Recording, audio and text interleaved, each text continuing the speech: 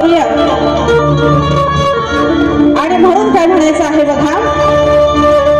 की या नंदाच्या कान्हाला जल बिघडवणार खोड मोडायला याची मी शक्कल लढवणार आहे की रागाचा पारा ह्याच्या आईचा चढवणार आहे आणि खैर नाही या गायाची सारे ह्याला आज बडवणार आता बडवणं म्हणजे प्रेमानं आपण एखादी आई नाही का मुलाला बोलते गप घरात चल नाही असा बडव बडवीन ना गप चल हा काय उद्योग केले असते इथंच पण आता घरात चल आणि म्हणून बघा बुवा गवळण व्यवस्थित ऐकायची नंतर म्हणाल बुवांचा आणि माझा पहिला सामना आहे फार चावट किंवा तुम्हाला वाईट वाटेल अशी काही गवळण गाठ नाही तर पहिलंच बुवा धबाकतील तसं नाही कार्यक्रम व्हायचे आहेत आपले अजून आहे ना त्याच्यामुळं बुवा शांततेनेच गवळण घेते बघा काय म्हणायचं आहे हे आजचा माझा झालाय पगार बुवा तुमच्या माहितीसाठी चालपण सांगितलेली आहे बघा काय म्हणायचं आहे घेऊ नका तुम्ही खोटा आहे तो माझा लाडाचा बाळा थोड्या कसावर बांधलेली हंडी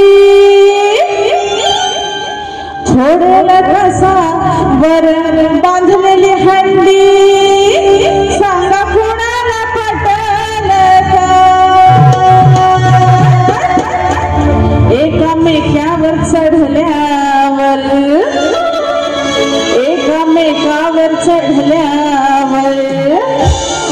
याच्या खालचा उठल काय एकामेकावर चढल्यावर याच्या जो खाली आहे शेवटी ती आईच ना आपल्या बाळाची बाजू घेणार ती काय म्हणते माझ्या पोरानं चोरी केलेली नाही व्यवस्थित गवळण ऐकली तर कळेल घेऊ नका तुम्ही खोटा हाळ माझ्या मुलावर खोटा हाळ घ्यायचा नाही काय आहे तो माझा लाडाचा बाळ घोडेला कसावर बांधलेली हंडी वर आहे हंडी म्हणजे हंडीत त्या शिंक्यात माठ असायचा आणि त्याच्यात दही दूध लोणी असायचं आता ती बोललाय वर बांधलेली आहे आता ती थोडायला थरावर थर लावायला लागतील ती आई आपल्या बाळाची साईड घेते कृष्ण हा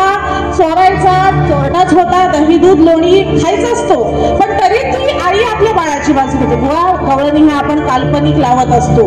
कोणी हे शास्त्राद्वारे काय लावत नाही हा सगळ्या काल्पनिक आणि काल्पनिकच विषय गात असतो म्हणून ती आई काय म्हणते थोडेला कसावर बांधलेली हंडी सांगा कुणाला पटल एकामेकावर चढल्यावर आता एकामेकावर चढला एवढा थर लावला त्यांनी तर एवढ्या थरावर चढेपर्यंत तो खालचा राहील काय पोरा असतील त्यांच्यात काय दम व पोरांच्या दम हो नाही तर बुवा म्हणते का माझा दम बिम काय काढला हा व तुमच्या दमाशी काय माझा संबंध नाही हा एकामेकावर चढल्यावर याच्या खालचा उठल काय एकामेकावर चढल्यावर याच्या खालचा उठल काय